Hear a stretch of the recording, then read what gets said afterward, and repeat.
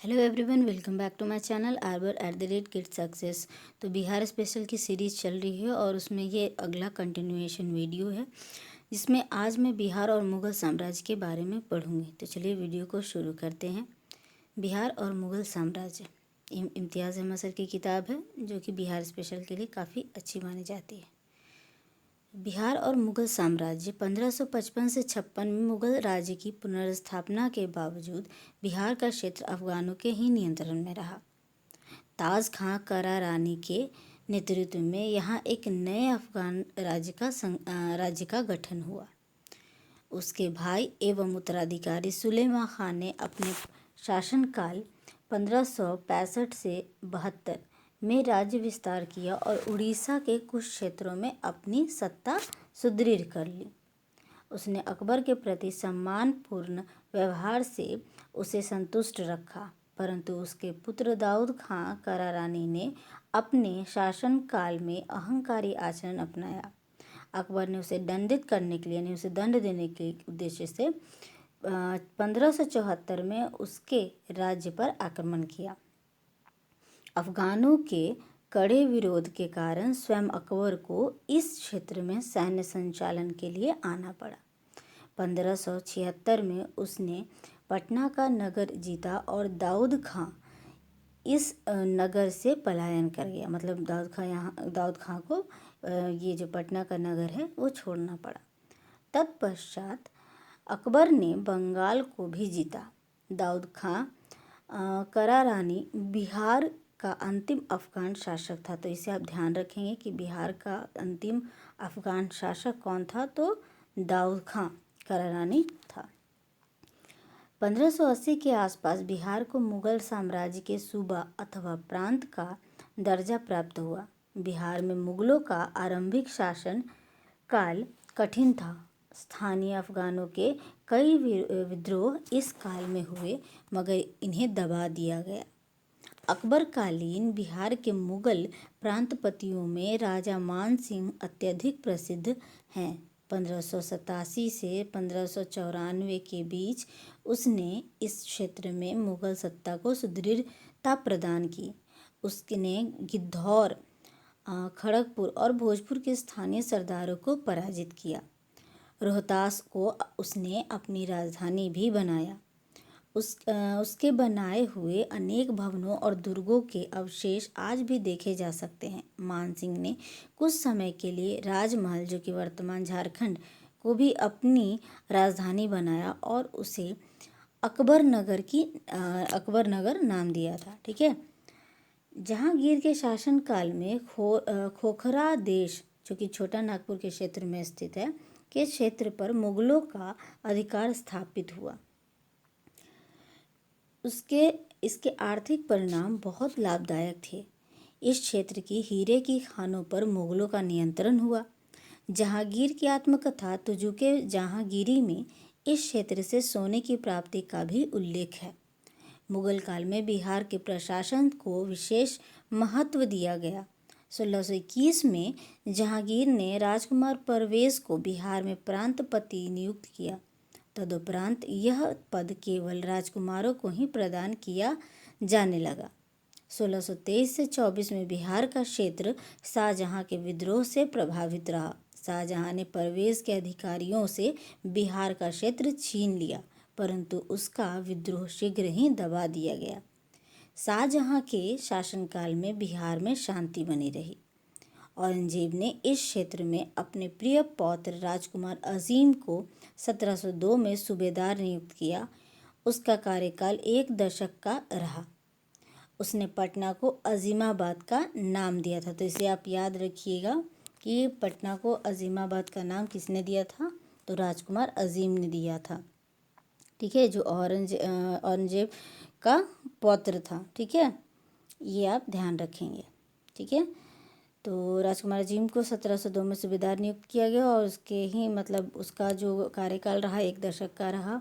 और उसने क्या किया था, पटना को अजीमाबाद का नाम दिया और इसका पुनर्निर्माण भी कराया। नगर के सौंदर्यीकरण पर उसने 1 करोड़ रुपए खर्च किए। वर्तमान पटना सिटी क्षेत्र के अनेक मोहल्ले अभी भी उसी के नाम से जाने जाते हैं जो इस काल में निर्धारित हुए। राजकुमार अजीम द्वारा पटना में बसने का एक कारण यह भी था कि उसके संबंध मुर्शीद कुली खां के साथ अच्छे नहीं थे और औरंगजेब का दीवान था और अपनी योग्यता और अनुशासन प्रेम के लिए प्रसिद्ध था। 1704 में मुर्शीद कुली खां ने बंगाल का प्रशासन वस्तुतः अपने हाथों में ले लिया और मुर्शिदाबाद को अपनी राजधानी बना लिया। औरंगजेब के शासनकाल में यद्यपि अनेक स्थानों पर विद्रोह और उपद्रव होते रहे, लेकिन बिहार में शांति और सुव्यवस्था बनी रही। औरंगजेब की मृत्युपरांत बहादुर शाह 1702 से 12 शासक बना। इसके राजकुमार अजीमुश शान को पुनः बिहार का सूबेदार नियुक्त किया गया और फर्रुखसियर को बंगाल में नायाब का पद प्रदान किया। 1711 में फर्रुखसियर बिहार चला आया। अगले वर्ष 1712 में बहादुर शाह की मृत्यु और अजीमुश शान की युद्ध में पराजय तथा जहांदार शाह के राज्यारोहण की घटनाएं घटी।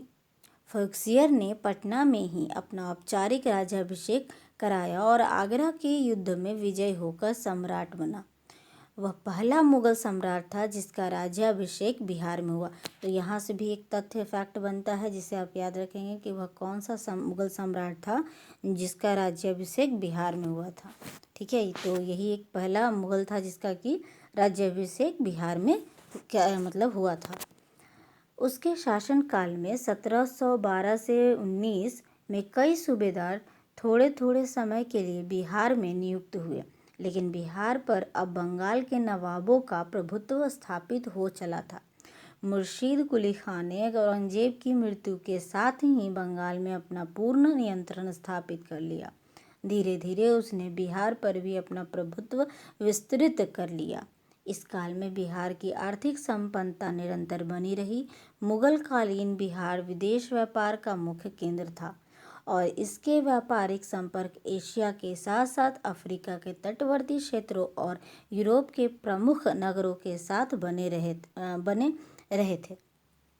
मध्यकालीन बिहार में सांस्कृतिक प्रगति का क्रम बना रहा और एक समन्वित परंपरा विकसित हुई जिसमें सूफी संतों की देन महत्वपूर्ण रही। बिहार में आरंभिक सूफियों ने 12वीं शताब्दी में मनेर में बसने वाले संत इमाम ताज फकीह प्रमुख थे। 13वीं शताब्दी में अनेक सूफी सिलसिले बिहार में सक्रिय रहे।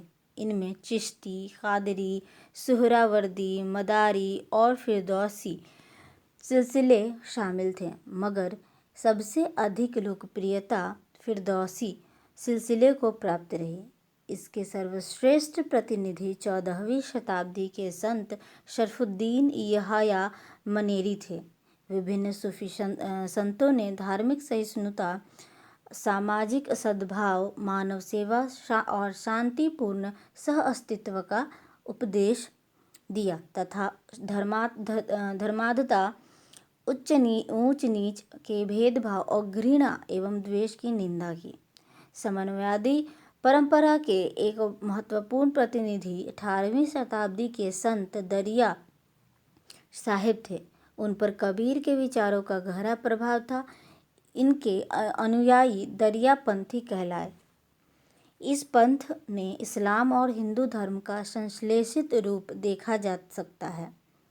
विद्या और शिक्षा के केंद्र के रूप में बिहार की प्रधानता बनी रही। मुगल काल में विभिन्न ईरानी यात्रियों ने इस क्षेत्र में विद्वानों और कवियों की चर्चा की है। ऐसे यात्रियों का आगमन 17वीं से 18वीं शताब्दी के बीच हुआ। फारसी शिक्षा के प्रमुख केंद्र में पटना, बिहार शरीफ, भागलपुर आदि थे। शिक्षा केंद्र के रूप में पटना की ख्याति 18वीं शताब्दी के पश्चात भी बनी रही। बिहार में मध्यकालीन स्थापत्य कला के अनेक उदाहरण बिखरे पड़े हैं। अगर तुर्क, अफगान और मुगल शैली के प्रमुख उदाहरणों की हम चर्चा करें तो बिहार शरीफ स्थित मलिक इब्राहिम का मकबरा, सासाराम स्थित शेर शाह का मकबरा जो कि सासाराम के नाम से भी जानते हैं, और मनेर स्थित शाह दौलत का मकबरा उल्लेखनीय है। 1353 में निर्मित मलिक इब्राहिम का मकबरा तुगलक शैली पर आधारित है। इसकी प्रत्यक्ष प्रेरणा गियासुद्दीन तुगलक के मकबरे से ली गई है, जिसका प्रमाण इसकी ढलानी दीवारों और संकुड़ों गुंबद में देखा जा सकता है। 1545 में निर्मित शेर शाह का मकबरा बिहार की नहीं बल्कि संपूर्ण भारत में अफगान स्थापत्य का सर्वश्रेष्ठ उदाहरण है। यह अष्टकोणीय मकबरा मकबरों की श्रृंखला में अंतिम भी है। झील के मध्य एक ऊंचे चबूतरे पर निर्मित यह अष्टकोणीय इमारत बड़े सुंदर और संतुलित ढंग से एक गोलाकार गुंबद से ढकी है। इसकी कुछ विशेषताओं का प्रभाव मुगल शैली के विकास पर भी पड़ा है। 1616 में निर्मित शाह दौलत का मकबरा जहांगीर के शासनकाल में बिहार के प्रांतपति इब्राहिम खां काकर ने बनवाया था। इसमें अकबरकालीन संश्लेषित मुगल शैली के स्पष्ट प्रभाव हैं। इसी शैली का प्रतिनिधित्व रोहतासगढ़ के दुर्ग में निर्मित मुगलकालीन महलों द्वारा भी होता है। 1630 में पटना सिटी में मुगल प्रांतपति सैफ खां की बनवाई मस्जिद शाहजहांयुगीन अलंकृत मुगल शैली के कुछ प्रभावों को दर्शाती है। परवर्ती मुगल शैली पर आधारित पटना सिटी में स्थित नवाब हैबत जंग का मकबरा भी अपनी सुंदर जालियों के लिए उल्लेखनीय है। इसका निर्माण 1748 के आसपास हुआ, जब बिहार बंगाल के नवाबों का आधिपत्य स्थापित हो चुका था। तो यहाँ तक हम लोगों ने मुगलों का कैसे बिगनिंग हुआ, यहाँ पे शुरुआत कैसे हुई, उसे पढ़ा। आई होप ये वीडियो आपको थोड़ा बहुत तो हेल्प करेगा ही। थोड़ा बहुत क्या, बहुत से इसमें फैक्ट्स जो हैं टू द पॉइंट क्वेश्चंस आ जाते हैं बीपीएससी के पीटी में, तो इसे अच्छे से पढ़ें। Thank you so much for watching.